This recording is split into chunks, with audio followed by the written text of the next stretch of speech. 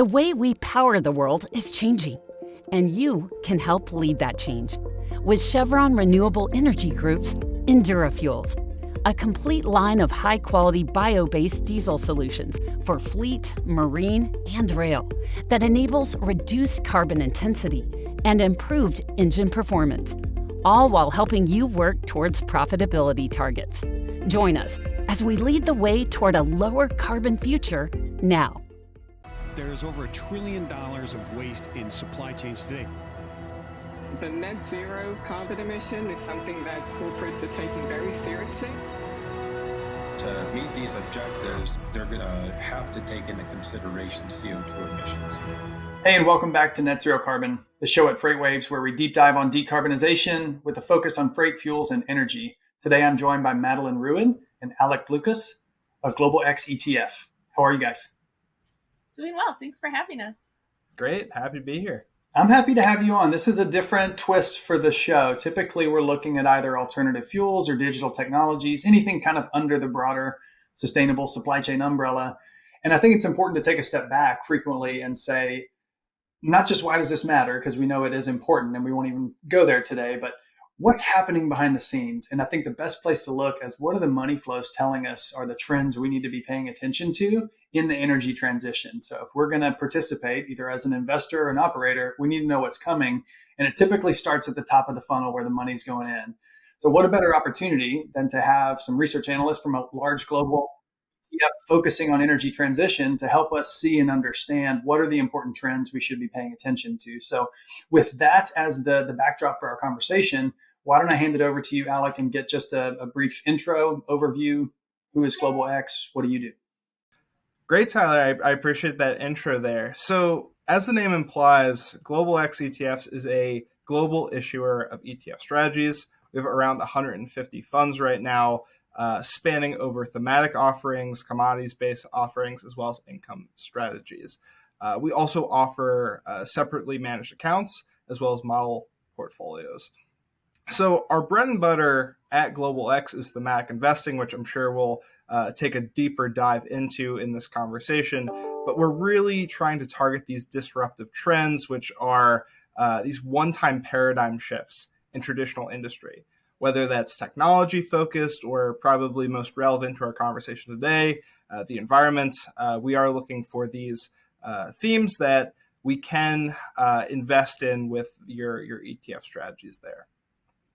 Awesome. Thank you for that. And do you have a specific focal point within that thematic trend investing or specific area of expertise?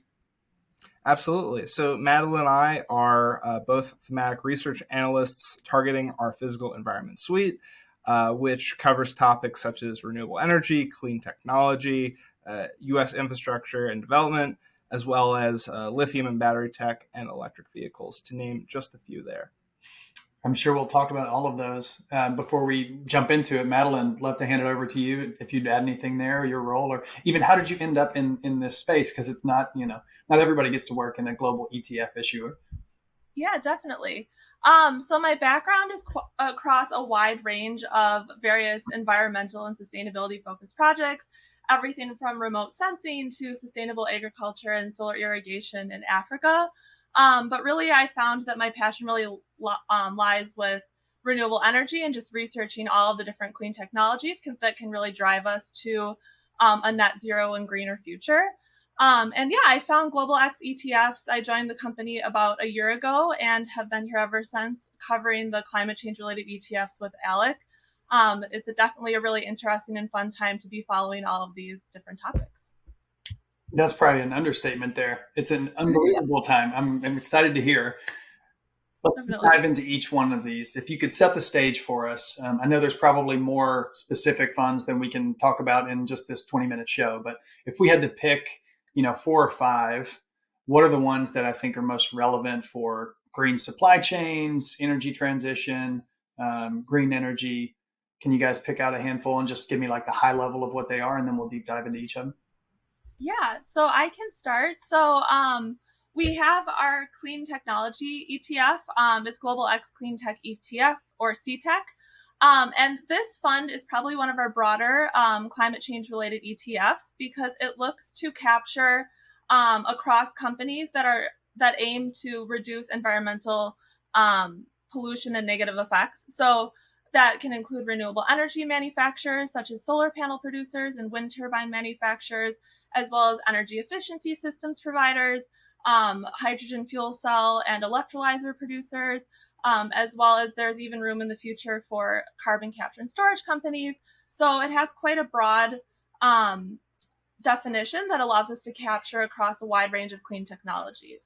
I'll pass it over to Alec. We also have very relevant here for this conversation our lithium and battery tech ETF, ticker LIT, which we see as the picks and shovels, the upstream and midstream behind that electric vehicle revolution. We also have a electric vehicle and autonomous vehicle ETF, ticker DRIV, DRIV, which, we see that as representing the downstream, the demand case on the electric vehicle side. So all these are great funds to dive into here for this subject matter. Yeah, and I would say one more to add also is our Global X Hydrogen ETF as well. So I'm sure we might dive into it more, but the hydrogen space presents one of the potential solutions for long haul trucking. And so that's another ETF that, seeks to capture companies that could benefit from the development of a hydrogen industry. Excellent. I love those focal areas. Those are all things we talk about all the time. When you, let's double click in one or two of them. Madeline, let's start with maybe CTEC, right? Clean Energy ETF. So you're talking about companies that are more energy transition focused, new technologies, productions, renewables. This is not necessarily companies that are users of some of those technologies, right? Like in the case of a hydrogen electrolyzer, maybe. We're not looking at people who could have electrolyzers producing green hydrogen in their warehouse. We're looking at the companies that make the electrolyzers. Is that how to think about that? Yeah. So we oftentimes think of our clean tech ETF as more upstream in the clean technology space, to borrow like definitions from the oil and gas industry. So really focusing on the manufacturers primarily of those clean technologies. But that can also, for the hydrogen space, include companies that are, both developing the electrolyzer technology and maybe they also have hydrogen production as well. But yeah, looking more upstream. And those could go kind of probably across the hydrogen ETF as well as clean tech. I'm probably blending those two. So to maybe help us out understand, could you list some like portfolio companies, maybe the size of that fund? Is that active? Do you guys manage that? How often does that change? Give us some details there. Yeah, so our clean tech ETF, as with all of our climate change related ETFs and all of our thematic ETFs, it is passively managed. So it follows an index. And, when we are establishing that index, we can help the product team with those definitions. So as we talked about earlier, defining what kinds of companies could be eligible for inclusion within the fund. With the clean tech ETF, we see, the broad range of different types of companies. So we have solar panel providers such as First Solar, solar inverter companies such as Enphase Energy, and wind turbine manufacturers such as Vestas that are some of our top holdings within the company, as well as Samsung across battery tech, and even like more general clean technology companies and clean tech solution companies such as Johnson Matthey. In terms of holdings, the fund currently, as of April 16th, has around $115 million in net assets. It includes a wide range of the different topics. So, if an investor is seeking to more broadly invest across the clean tech space and doesn't want to pick a specific topic, whether that's solar power or hydrogen power or electric vehicles, it provides a potential opportunity to gain exposure across the range of technologies. Got it. So it's still thematic, but not necessarily quite as granular as some of the other vertical ETFs, right? Yes, definitely. Perfect. Thank you for that. Alec, can I pass that over to you for a similar question on, let's look at LIT, which is just a fun name to say, lithium and battery tech, right? What's under the hood there? Absolutely. And as you mentioned, sometimes the ticker is worth its weight in gold there. That is a fun ticker that we hear that remark from clients a lot. But in terms of LIT, it's a little simpler it's a little more concentrated than what CTEC looks like, as Madeline just described. There's two main categories we're looking to capture here. Lithium miners, so those companies that are directly extracting the raw material from the earth. Those are companies like Albemarle and Ganfeng, as well as SQM, some of the largest lithium miners in the world.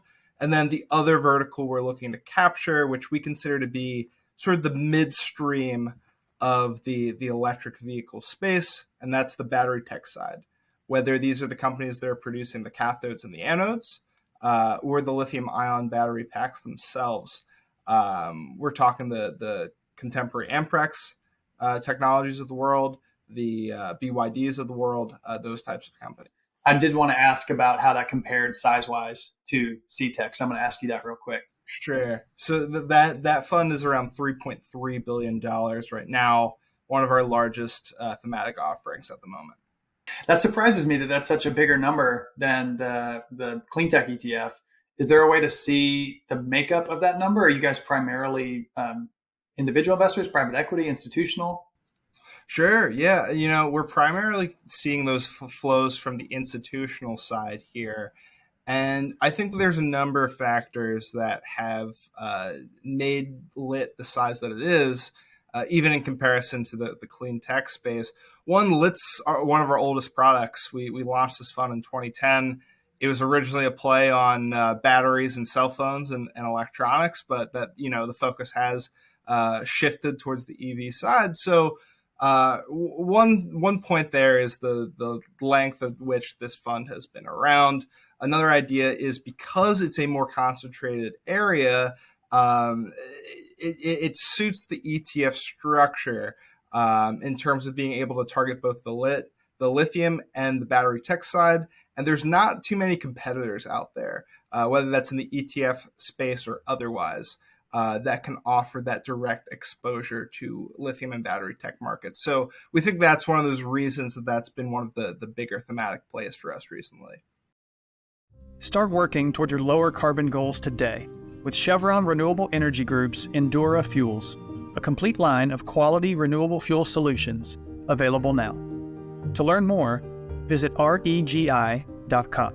So that's LIT. Let's take a look at DRIV, which would be the downstream portion. Madeline, can you unpack a little bit of what's making up that ETF? Yeah, definitely. So DRIV is looking to focus on the electric vehicle producers and companies that have significant exposure not only to electric vehicles but also the autonomous space as well. So the official name of the ETF is the Global X Autonomous and Electric Vehicles ETF. So it kind of has that dual purpose of really looking to capture the potential companies that could benefit from the future of transportation. We're seeing this significant transformation within the transport sector, not only from the electrification side, but also the potential for autonomous vehicles as well. So it spans those two areas primarily, and the companies within those value chains. Let's talk about hydrogen. What makes up is it HYDR? Is that the ETF ticker? Yeah, definitely. So it's our Global X Hydrogen ETF. It's one of our newer ETFs within the climate change suite. And it really seeks to include companies across the entire hydrogen value chain that could potentially benefit from the expansion of a hydrogen industry. We're starting to see a lot of focus on hydrogen as a potential tool for decarbonizing hard to electrify sectors. So everything from long haul transport to heating to even power generation and storage. There's a lot of potential possibilities for hydrogen in a net zero future. So the ETF itself really is looking to capture companies across that value chain, like I said. So that includes green hydrogen producers and electrolyzer manufacturers, as well as hydrogen fuel cell companies that could benefit from the adoption of hydrogen fuel cell electric vehicles or other use cases for fuel cells as well. So really looking across the hydrogen industry within that ETF. Great analysis. How does that compare size-wise to some of the other funds? I feel like that's probably a newer offering. Yeah, it's newer. So it's one of our smaller climate change related funds. But we think it holds a lot of potential, and it's a fund where we are starting to see a lot of client interest.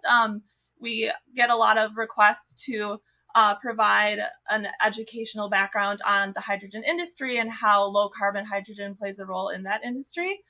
So it's definitely one that I think we're seeing a lot of momentum around in recent months.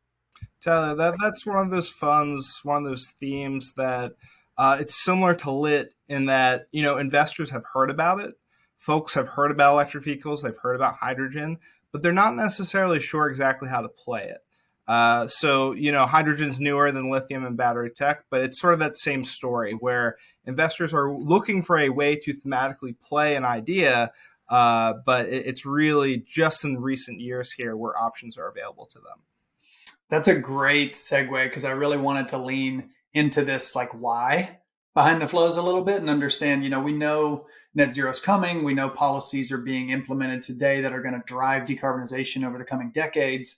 But if you're an investor looking to capitalize on that trend, it can be really hard to know, especially because some of these technologies are either unproven or really yet to be commercialized outside of kind of like battery tech that we've had and scaled over the last decade. But hydrogen's an example of that. Electric trucks are an example of that if we start thinking about freight applications. So if you're an investor wanting to make a directional play, it seems like that's the primary agenda of having an ETF that's thematic like this, right? Correct. And, to that end as well, because market timing can be very difficult with whatever strategy we're looking at. And that's one of the ideas behind a thematic ETF is to take the onus off of the investor to time markets correctly. Our themes are preferably looking to invest in trends that are going to unfold over 10 to 15 years, a longer time horizon. Certainly in cases like hydrogen, which is very early in its adoption, we'd expect that trend to unfold over several decades. So again, when you're looking at a theme with a long time horizon like that, it's less of a matter of timing the market for that.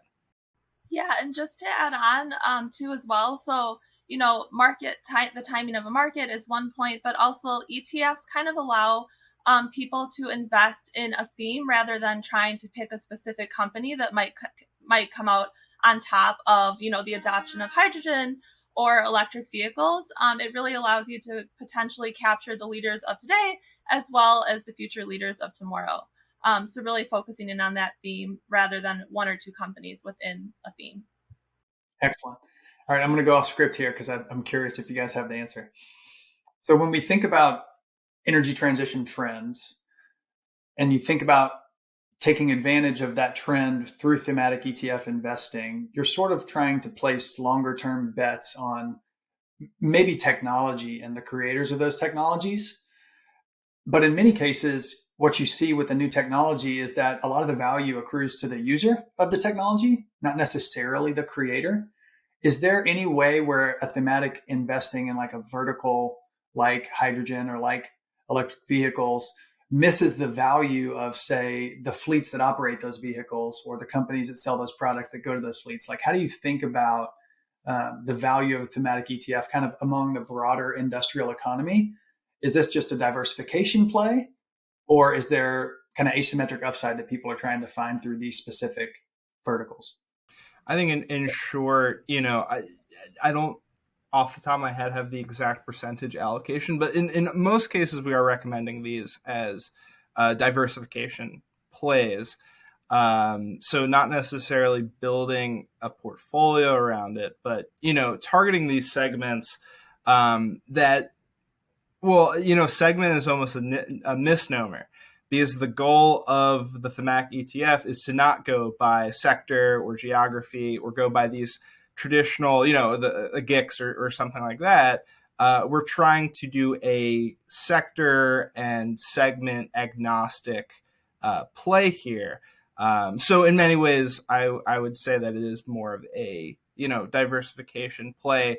That being said, there's huge opportunity, huge value, especially in these themes where we're seeing, for EVs is a great example here because we're seeing, 50% growth in sales between 2021 and 2022 for global EVs. But, they're still around 13% of global sales. So although we are seeing lots of growth in the near term here for a lot of these themes, there is still quite a bit of potential in terms of runway for growth here. Yeah, and that makes sense. And in that specific example, it's kind of like, do I need CATL to take off, or do I need Ford to sell the EV first? And where do I want to have my monies invested? Ideally in both, I would imagine.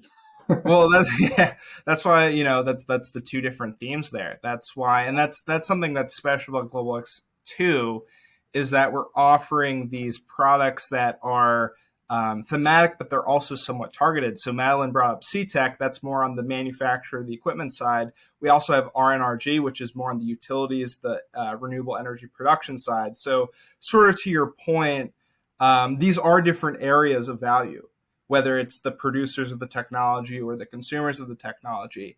And that's the same idea with LIT versus DRIV, the idea of the upstream, midstream, and then the actual producers, the automakers, and so on and so forth, which are actually going to be selling these fleets of vehicles. Really interesting. We've captured a lot of the kind of total landscape of transport emissions coverage from, I think most people would agree that, light duty passenger vehicle is going to electrify faster just based on, their operational needs and their energy requirements. When you go heavy duty, longer haul, it starts to get trickier. That's where hydrogen becomes a big buzzword, especially for long haul trucking or rail. When we get to aviation and maritime, though, we start looking at some other solutions like advanced biofuels and methanol and synfuels. And some of that plays within hydrogen, but it's kind of an infrastructure play too. So is there another fund that you guys have that focuses more on like build out of terminals, tanks, roads? If somebody's looking to play that angle, is there anything there in the US that someone could play that vertical? Sure, maybe not directly in terms of, pure plays on the shipping infrastructure and so on and so forth. But, we do think that a lot of the movements we've seen in the renewable energy space, as well as the hydrogen space, plays into this need for infrastructure, as you mentioned. And we do have a fund there. It's called PAVE, ticker PAVE, which really focuses on that value chain of developing new infrastructure, specifically in the United States. And that's a bit of an exception for us. Normally we are, as I mentioned, agnostic to geography, but in this case, we see so many legislative tailwinds as well as a desperate need. I'm sure as we drive to work every day or use our airports, that need is so apparent. So we do have a fund there that is meant to capture these companies which stand to benefit from increased development of infrastructure in the United States. Super interesting. I'm struggling to find an avenue where I think there might be upside value where you guys don't have some sort of coverage already. So that's good to hear. I think it supports the idea that we have money flowing to the technologies of the future. They're going to help us be more efficient and less carbon intensive. We could probably do this for another hour, and I would like to, but they're telling me we got to cut it off at 20 minutes. So we'll have to have another episode if we want to go deeper. But in the sake of time, I always ask my guests that come on the show, why doing your work with the lens of sustainability or towards a more sustainable future is important. So let me kick that over to you, Madeline, first and ask, why is it important that you do what you do from that lens? Yeah, definitely. I think growing up, I was always just really interested in research and everything related to climate and weather. And I've been lucky to explore so many different angles for climate change and environmental problems and solutions. And here at Global X, I think it's really exciting that we get to track the top companies and the trends and stay ahead of those and then help educate investors on those trends that could really help us get to a greener future. So I think it gives me a lot of hope that, we'll continue to make strides in climate change mitigation and adaptation. Yeah. Excellent. Thank you for that. Alec, how about you? Sure. Well, my background and my experience in undergrad was more geared towards, your traditional energy, your oil and your gas. And that's how I began to learn about the space. And I think what I've come to appreciate is that understanding traditional energy markets, I think, is a great way to understand how the world works currently. But I think, renewable energy and sustainability and themes of that nature are a great way to understand where the world is headed. So with that in mind, I feel like this is a very rewarding type of role, whereas Madeline mentioned, we not only get to learn about these topics, but also help translate that information for investors as well. Well, thank you both. That was educational for me, and that's encouraging to hear the why behind what you do. Cheers to Global X for having these thematic investments and continuing the momentum towards a cleaner and sustainable future. And we'll have to check back in with you guys sometime maybe next year and see how these funds are growing and how they're doing. Sounds great. Yeah. Thank you very much. Thanks. We appreciate it, Tyler. Thank you both. There is over $1 trillion of waste in supply chains today. The net zero carbon emission is something that corporates are taking very seriously. To meet these objectives, they're going to have to take into consideration CO2 emissions. Start working toward your lower carbon goals today with Chevron Renewable Energy Group's Endura Fuels, a complete line of quality renewable fuel solutions available now. To learn more, visit regi.com.